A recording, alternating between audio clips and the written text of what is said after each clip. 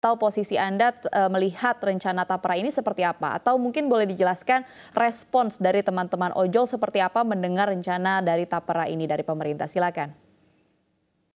Ya, terima kasih. Jadi bagi teman-teman buruh dan ojol itu, saya kira tadi sama. Jadi jelas teman-teman buruh dan ojol juga menolak tentang, adanya pemotongan upah, buruh atas atau dipaksanya untuk dipotong upahnya untuk, apa namanya, tabungan tapera. Nah, jangankan serikat buruh ya, pengusaha saja kan tadi sudah kita dengar, ketua ketua umum Apindo juga menyatakan menolak atas tapera tersebut gitu.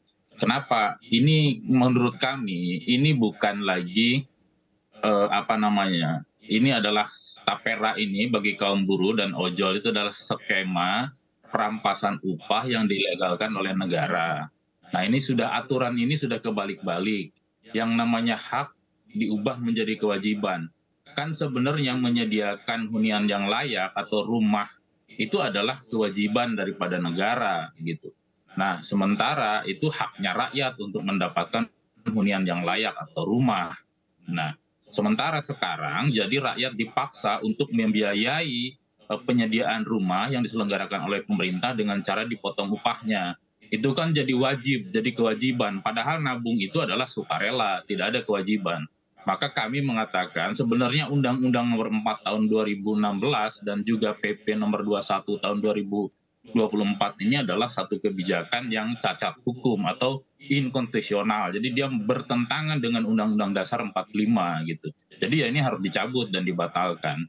Posisi kami di Serikat Buruh saya kira tidak menolak untuk diadakannya rumah hunian yang layak bagi rakyat, bagi buruh. Tapi yang kami tolak itu adalah dipotongnya upah buruh. Kan buruh akan dipotong sebesar 2,5% dari upahnya gitu. Nah, ini menurut kami kebijakan ini juga hanya omong kosong, hanya iming-iming saja, omon-omon aja ini, gitu ya. Jadi sebenarnya ini adalah kebijakan untuk mengumpulkan uang segar dari rakyat, kepentingan-kepentingan tertentu yang kita lihat ini adalah ada desain agenda di balik bagaimana penerapan pemotongan upah buruh tapera ini gitu. Kalau Baik. kita hubungkan dengan kebijakan negara yang lebih luas itu bisa kita lihat gitu ya.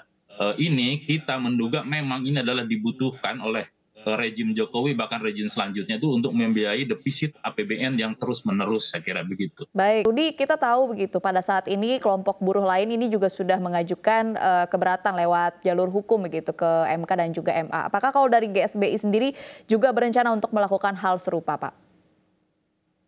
Ya, saya kira segala cara oleh kami di Serikat Buruh, di Gerakan Buruh akan kita lakukan.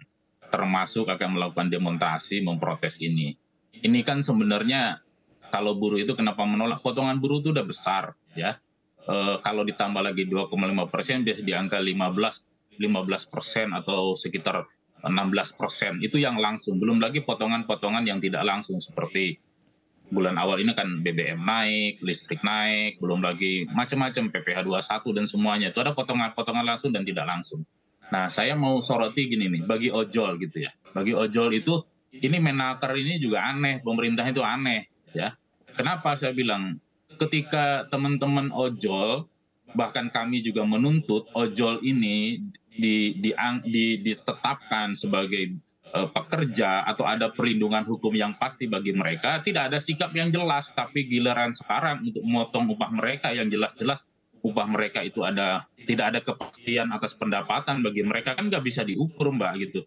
Situasi sekarang gitu, itu mau dipotong juga oleh ojol itu upahnya itu saya kira udah kebijakan yang ngawur gitu. Nah jadi bagi kami udah jelas ini peraturan yang harus ditolak gitu. Saya kira saya sekalian aja ngajak teman-teman ojol se-Indonesia itu untuk bergerak bersama lah ini protes presiden ini. Karena gini Mbak, ini kita harus dicurigai. Ini kebijakan ini sesungguhnya adalah bagaimana kita lihat Presiden Jokowi itu udah kalang kabut karena defisitnya APBN yang sangat luar biasa secara terus-menerus.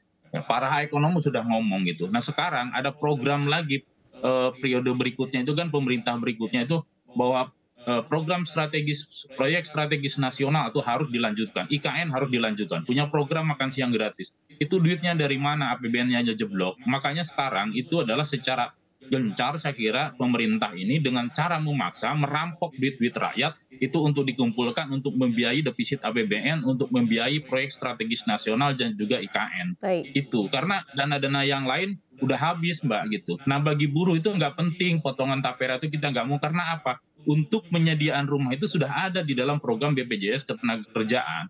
Kalau nggak salah datanya sekarang itu udah hampir 162 triliun itu yang bisa digunakan. Nah itu pun belum maksimal dioptimalkan untuk bagaimana memenuhi perumahan bagi buruh gitu.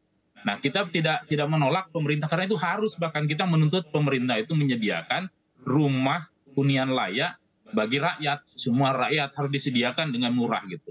Nah faktanya sekarang jadi yang dibutuhkan itu bukan pemotongan iuran tapera tapi ditingkatkan pendapatan rakyatnya, upah buruhnya dinaikkan, ojolnya diangkat, dipastikan status kerjanya, dipastikan pendapatannya. Nah kalau upah buruhnya sudah tinggi, saya kira kaum buruh tidak akan keberatan dipotong upahnya kalau gajinya itu sama dengan kepala BP Tapera Mbak.